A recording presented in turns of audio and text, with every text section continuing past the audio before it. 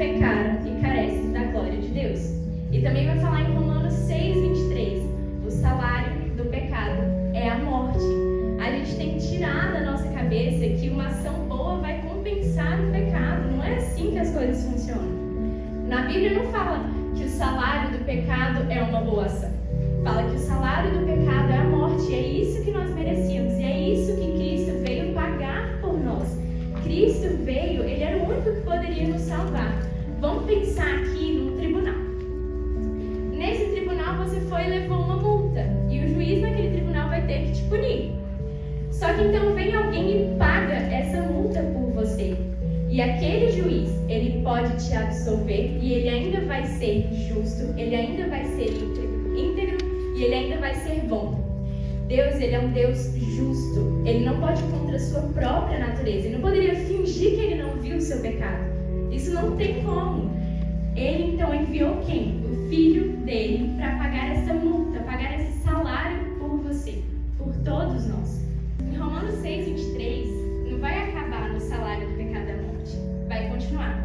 E fala aqui, o salário do pecado é a morte, mas o dom gratuito de Deus é a vida eterna em Cristo Jesus. Amém. O Senhor, Ele dá esse dom gratuito pra gente. Ele dá a vida eterna, crendo em Cristo Jesus como nosso Senhor e Salvador. Porque o mais difícil Cristo fez naquela cruz.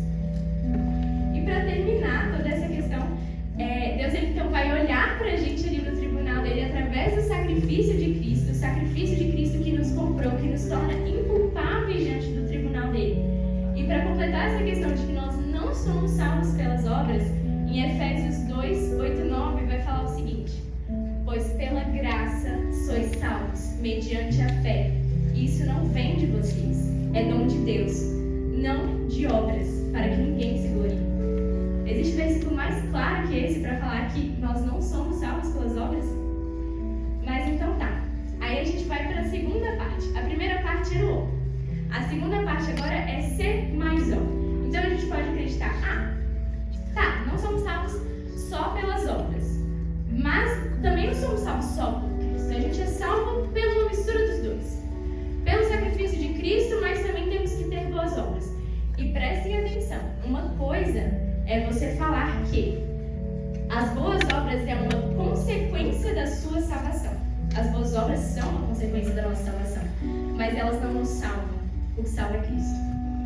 Então, é claro que se a gente pensar, é só a gente pensar num exemplo muito claro. Quando Cristo estava sendo crucificado, ele estava sendo crucificado com 2 ladrões. Não sei se vocês lembram, mas tinha um ladrão de um lado e um ladrão do outro.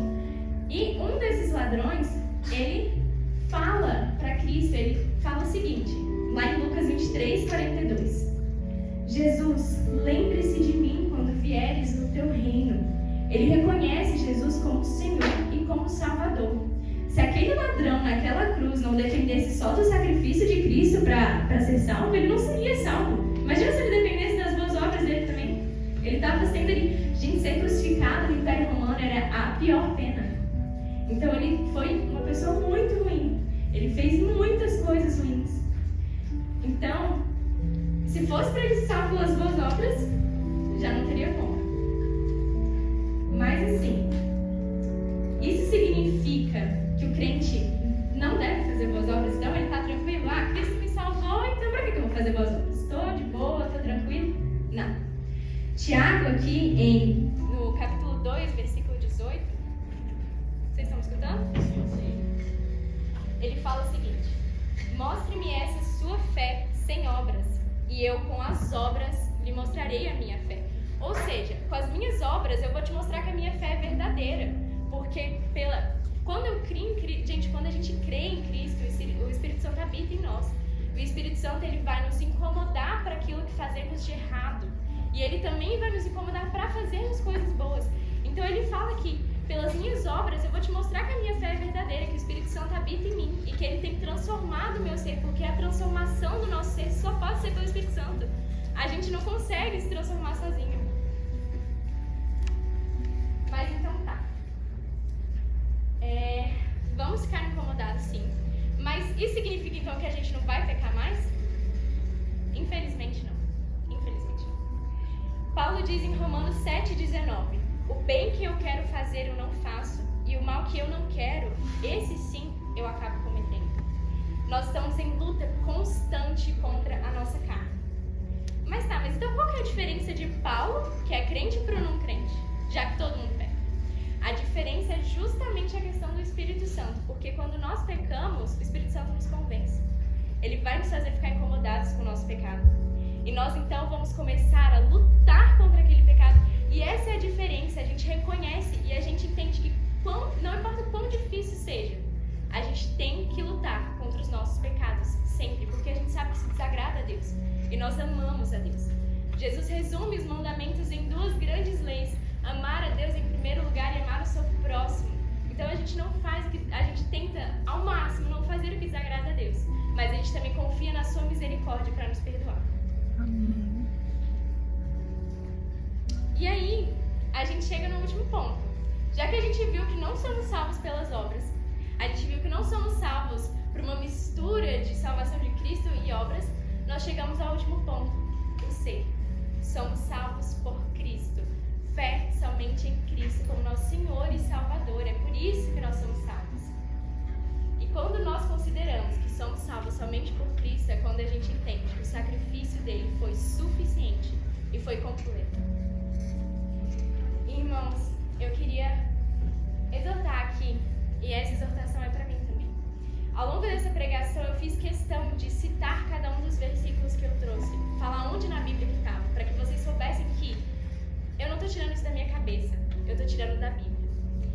E nós temos que ter muito cuidado com essa questão. A gente tem que ser muito conhecedor da palavra de Deus, porque nós precisamos ver quando um pregador não está falando a palavra de Deus, ou quando ele está distorcendo algo que está na palavra de Deus. O teólogo, ele não pode ser só aquele que vem para a faculdade e faz uma faculdade de teologia. O teólogo tem que ser todo cristão. Todos nós precisamos ser teólogos. Para combater falsos mestres. Na Bíblia fala que haverão muitos nos fins dos tempos. Muitos mesmo. E nós precisamos combater falsos mestres. E a segunda coisa, muitas vezes, a pessoa que está pregando, eu que estou pregando, ou o seu pastor até, o seu líder de igreja, às vezes a gente pensa que as pessoas não erram, mas a gente erra. E essa é a coisa mais linda do corpo de Cristo para mim, a gente poder exortar uns aos outros. A gente poder chegar e falar: olha, isso aqui que você falou não está na palavra. A palavra está falando isso aqui, ó. E essa é uma coisa linda do corpo de Cristo. Inclusive, também é importante porque... E aí, quem tiver a Bíblia, abre em Lucas 4, 1 a 13. Lucas 4, 1 a 13. Essa passagem vai falar de quando Jesus foi para o deserto, nos 40 dias. E Satanás ele vai tentar Jesus de alguma forma. E essa passagem vai trazer 3 lugares. O Satanás vai tentar Jesus 3 vezes. Todas as vezes Jesus vai rebater com a palavra, com o conhecimento das Escrituras. Mas olha só, o diabo ele é tão ardiloso que ele, na 3ª vez que ele vai tentar Jesus, ele tenta distorcer as Escrituras. Ele vai usar as Escrituras para tentar convencer Jesus a pecar. Mas Jesus conhecia muito bem as Escrituras, ele não se deixa enganar. Então em Lucas 4, 1 a 13 fala o seguinte: Jesus, cheio do Espírito Santo, voltou do Jordão e foi guiado pelo mesmo Espírito no deserto, durante 40 dias, sendo tentado pelo diabo. Nada comeu naqueles dias, ao fim dos quais teve fome. Então o diabo disse a Jesus: se você é o Filho de Deus, mande que esta pedra se transforme em pão. Mas Jesus lhe respondeu: está escrito, o ser humano não viverá só de pão. Então o diabo levou para um lugar mais alto e no instante lhe mostrou todos os reinos do mundo e disse: eu lhe darei todo este poder e a glória destes reinos, porque isso me foi entregue e posso dar a quem eu quiser. Portanto, se você me adorar, tudo isso será seu. Mas Jesus respondeu: está escrito, adore o Senhor seu Deus e preste culto somente a Ele. E olhem só essa 3ª vez, o diabo distorcendo as Escrituras. Então o diabo levou Jesus a Jerusalém, colocou-o sobre o pináculo, ponto mais alto do templo, e disse: se você é o Filho de Deus, jogue-se daqui para baixo, porque está escrito, aos seus anjos ele dará ordens a seu respeito para que o guardem, e eles o sustentarão nas suas mãos, para que você não tropece em algum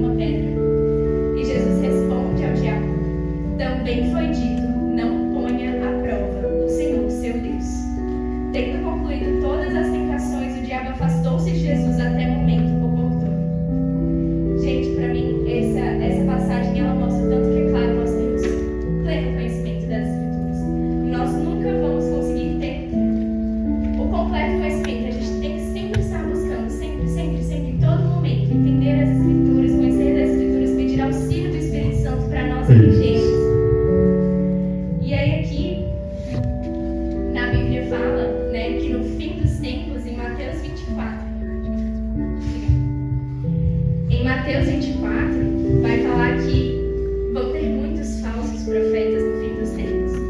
Mateus 24:11 vai falar o seguinte: muitos falsos profetas se levantarão e enganarão a muitos.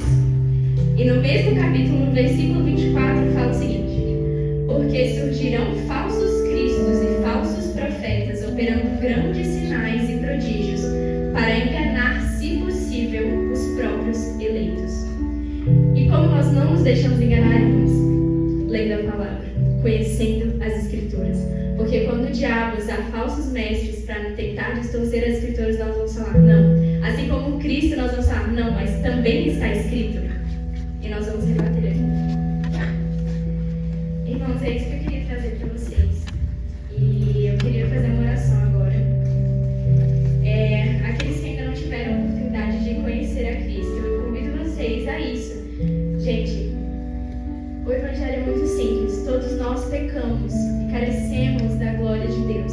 O salário do nosso pecado era a morte, mas o dom gratuito de Deus é a vida eterna. Deus enviou o seu Filho para morrer por você. E o mais difícil Ele já fez. Então creia em Jesus como seu Senhor e Salvador e você será salvo. O Espírito Santo vai habitar em você e vai começar a transformar a sua vida. E para aqueles que quiserem, vou fazer oração por todo mundo. Aqueles que quiserem também ter esse tempo para falar com Deus. E entendo que a oração não é o que vai salvar vocês, né? Entendemos hoje que o que salva é a fé em Cristo. Mas de vocês terem esse momento também para falarem com Deus, para falarem: Senhor, eu tomo essa decisão hoje, eu quero sim crer em Cristo como meu Senhor e Salvador. Mas fazer uma oração geral aqui. E é isso, gente. Amém. Vamos orar. Meu Deus, meu Pai, muito obrigada, Senhor, por esse momento aqui de estarmos pregando o Teu Evangelho, Pai. Estamos falando da Tua Palavra, que é algo tão importante para nós, Pai. Ó, Pai, que nós possamos entender o sacrifício de Cristo, que nós possamos, ó, Pai, nos alegrar tanto, porque o Teu sacrifício que nos permite sermos inculpáveis diante do Teu tribunal, Pai, porque sabemos que por nós mesmos jamais poderíamos chegar ao Senhor, jamais poderíamos estar no paraíso contigo, Pai. Meu Deus, que o Senhor nos ajude, Pai, a termos sede da Tua Palavra, Pai, a termos fome da Tua Palavra, porque sabemos que é com ela, Pai, que nós não vamos ser enganados pelos falsos mestres, enganados pelas mentiras de Satanás, Pai. Oh, meu Deus, que o Senhor